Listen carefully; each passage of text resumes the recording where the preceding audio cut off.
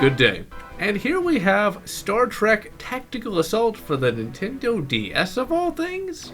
Yes, this handheld console was indeed capable of featuring a real live spiritual successor to Starfleet Command 3.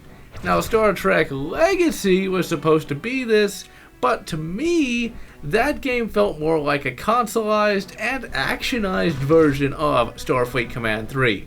This game here feels like it could actually be a spin-off of Starfleet Command 3 rather than just a spiritual successor. The gameplay and graphics for Tactical Assault are almost identical to those seen in SF3. You are locked down on a 2D plane and you basically just circle your opponent while you wait for your weapons to charge.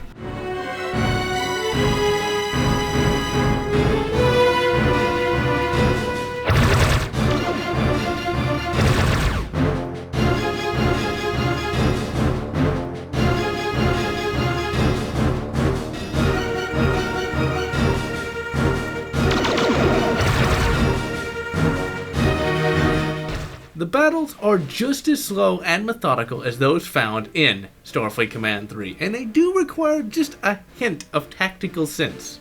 In fact, many of the more advanced elements from SF3 are actually found in this game, such as the alert levels, and the fact that you can level up your crew, and the more high level your crew is, the better your ship is actually run. The enemy ships actually have some pretty good AI and will give you a fairly good fight.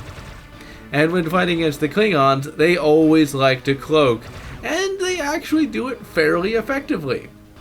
Graphically, the game looks pretty damn good for the DS, and the 3D models are all fairly complex and actually have damage modeling of all things. The game does admittedly look a bit fuzzy, but that's just because of the DS's low screen resolution. But despite that fact, the game does at least look good and not like complete crap. Now, the PSP version, which I have indeed played, does actually look a bit better graphically, but it's just the exact same game. In fact, I'd almost say that the DS has better controls due to its touchscreen. Really, the controls on the DS are really quite good, and you can always control your ship effectively. Now, one really great thing about this game is the fact it actually has collisions. In Star Trek Legacy, you just sort of bounce off of everything. You can fly full tilt into a planet and literally just sort of bounce off like it was made of rubber or something. I thought this was Star Trek, not Futurama.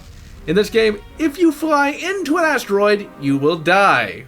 Lastly, there are other ships that one can unlock after one completes the single-player campaign, of which there are two, the Federation and the Klingons. This campaign is fairly basic Star Trek fare, but good nonetheless. In the end, if you want some Starfleet Command 3 on the go, you can do no better than Star Trek Tactics. And so, this is John, wishing you good Star Trek The Dominion War, and good Starfleet Academy, or whatever makes you happy.